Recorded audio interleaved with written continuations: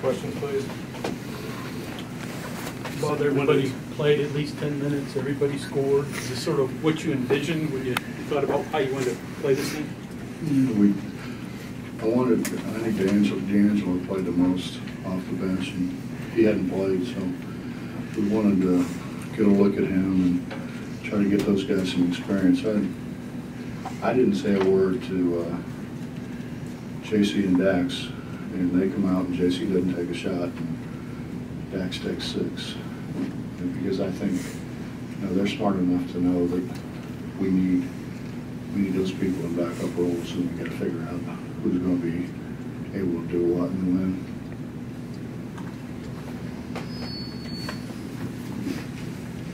What did you think of Hunter? Pardon? What did you think of Hunter? We just got to spend more time with him. I turned it over too much, but I thought he did some really positive things too. We turned it over too much. I mean, we worked like crazy to create turnovers, and then we give it back to them 14 times.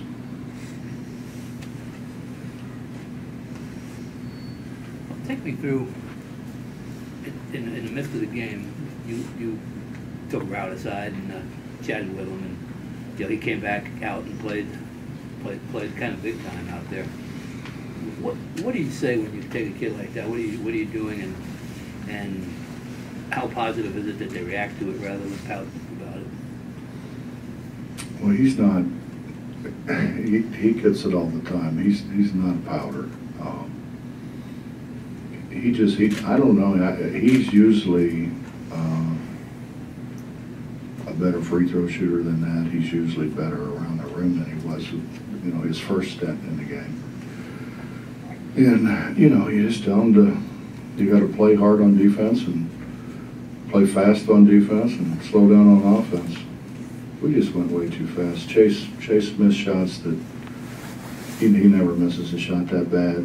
And it's because he tried to get it off so fast, and you get revved up, running around playing defense, and it's hard to get yourself slowed down on offense. I think that was Logan's problem. And really, Bob, he doesn't get the reps that obviously that Sags gets or Magic gets. So trying to make sure he understands what his responsibilities are. He played a lot better when we went 1-3-1. You said that you wanted this game here to close the gap a little bit. You think you got some things down on tape that you can learn from this game? Yeah, our pressure wasn't very good, Mitch, and we've got to.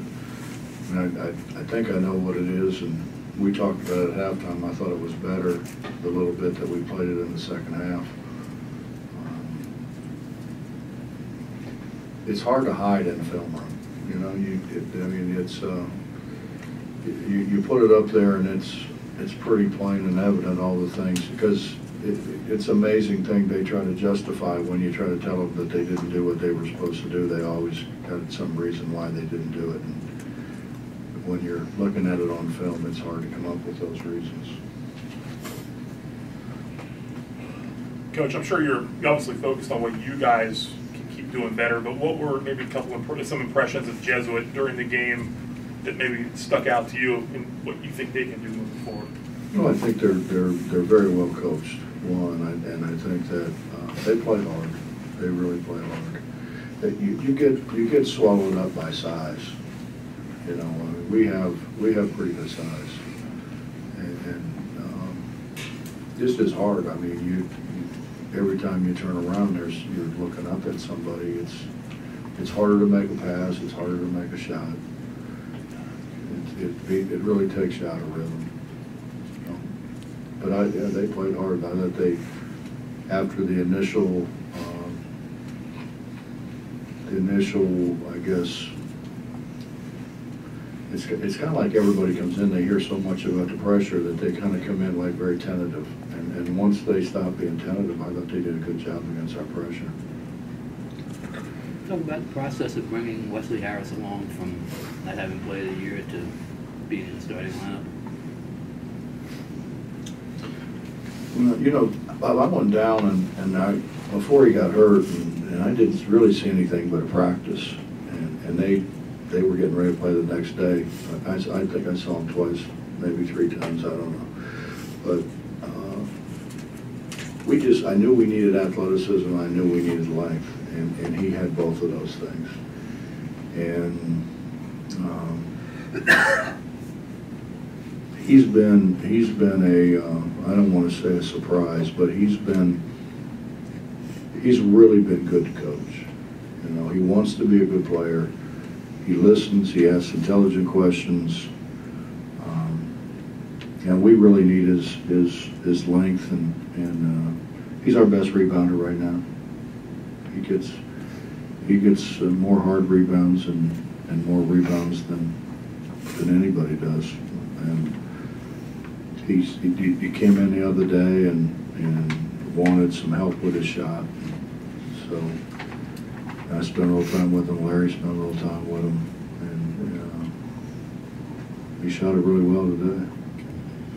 He asked what motivated him, and he said being poor. You know anything about his upbringing? And I mean, I asked him, what does being poor mean? He said, you ever gone to bed without eating? You know. Well, you can look at him and know that happened. Look at me. Yeah, tell it didn't. Well, look at you. You think you were really wealthy. If that's a barometer we're going to use. You know that one. No, I don't know that much about his upbringing. I know I've been to Jackson many times, so I know a little bit about the city of Jackson. But he's just a good kid, you know. He listens. He tries to do the right thing, and I think he's like a lot of guys, you know. They want to be able to go make some money playing basketball eventually. And that's really not a bad motivator. Bob, did Beetle get hurt? Yeah, he sprained his ankle. But Mitch, you wouldn't know anything about this either, but when you're 165 pounds, you're not putting a lot of weight on. Back in the day. You know what I mean? Back in the day. Yeah, he'll be all right. Beetle's tough. Beetle's he's gone through some stuff. You know, he had the ACL, and he got hurt. The real bad ankle sprain early. I don't think this one is. Once you sprain it like that, it's just, you sprain it and it hurts for a little bit, and you tape it up and go. He'll tape it up and go. Coach, you guys are through the first semester now. Is it fair or still too early to make any kind of judgments on what this team is going to be? Can you get a sense of, see that finish line at all at this point? Is it, if that makes any sense? Well, it's hard to say yes when you've got some uncertainty out there. Right. You know, we're going to change when we get Issa back. Right. Obviously, I don't know how close Brandon is to coming back. We could use another ball handler, but I don't know.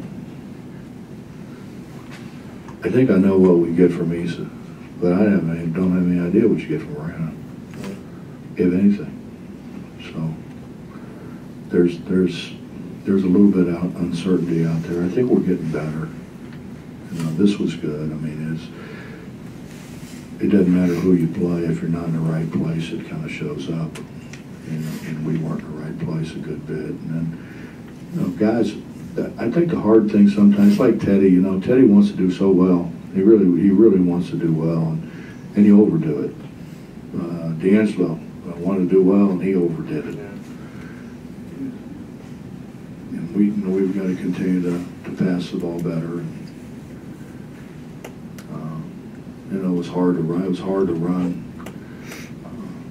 That flex stuff that we run, because they were really physical with it, which I think, those guys are like everybody else. They wanted to came down so they could get to Pittsburgh and go wherever they're going next. So they didn't blow the whistle a lot, which is fine. Right. That's good. Coach, what's the benefit of playing a game like this at this point in the year as opposed to like the Albany game? I don't know. You ever been locked in a room with like 14 other guys and you're just smacking each other for, 7 or 8 days? Can't say. You probably wouldn't understand that. No, I mean, you play against the same guy every day, and the same guy fouls you every day, and you know what he's going to do. He knows what you're going to do. We didn't need to go that long at this point in time without being able to play against somebody else. You know what I mean? Yeah. Like when you get out of that room, like you're looking for somebody smaller than you, you can just smack the hell out of, because you know what I'm saying? Bob, you mentioned Brandon. We just sort of assumed he would take the medical red shirt, but you think there's a chance he could play? When do you sort of have to make that choice? I don't know. I'm not sure about that either. I haven't really looked into it that much. He's doing some dummy stuff, but I don't know. I mean, I think if if we felt like he was going to come in and play substantial minutes, why would you redshirt him? So, we're a sprained ankle away from, not having a backup point guard. So, I mean, there's just a lot of variables. Are you? Did I dodge that well enough for you? No. Yeah, you did good job. I'm getting better at it. Gaining confidence in your depth at the 5? Safe to say that, or you still need to see some stuff there? Or? Justin, we do some of the dumbest stuff that you can't make it up, and if you told them to do it, they probably wouldn't do it. We were underneath the basket how many times? How do you block a shot from underneath the basket? And we were. I mean, Magic was under there. Sags was under. Sags, I don't think, left there underneath the basket. And they haven't done that before. Sags, I think, 3 times hit his hand on the rim trying to block a shot. He's never done that. He's a really good shot blocker. I don't know where that stuff comes from. It just kind of pops up every once in a while. So you need to see some more than it sounds like. Yeah, well, I don't know. I don't know if it's sometimes big guys play better against other big guys. Yeah. Sometimes they don't, but sometimes they do. I was more concerned with our execution than anything else. The first half, we weren't very good in defensively. Right. We were okay offensively. Totally off topic and something I'm working on though. Stan Boscovitz, you played with him. Mm-hmm. What kind of player was he? What kind of person? Shot it every time. Every time? Every time. That held your point scoring average down, is that right? Well, I had him on one wing and Tony on the other. It wasn't like either one of them were throwing it back. It looked like he made a lot of them. I mean, he had a career of almost 50%. He could really shoot. He could really shoot. You know what? He shot it like Beagle. Shot it like right off his shoulder. He didn't get it up over his head the way, but got it off real quick like Beagle does. He's a 6'7" Beagle. Wow. He wasn't that skinny though. No one is. Okay, I mean, obviously. He could score, but he one of them guys. He could score, so could his man. I mean, we were just trying to get him on the same end of the floor as his man most of the time. You're talking about somebody leak out now. Wow. Anything else? I kept wondering why I was guarding 2 of them. Yeah. So you learned defense was important. Help side. Standing like you have a lot of help. All right, guys, thank you. Yep.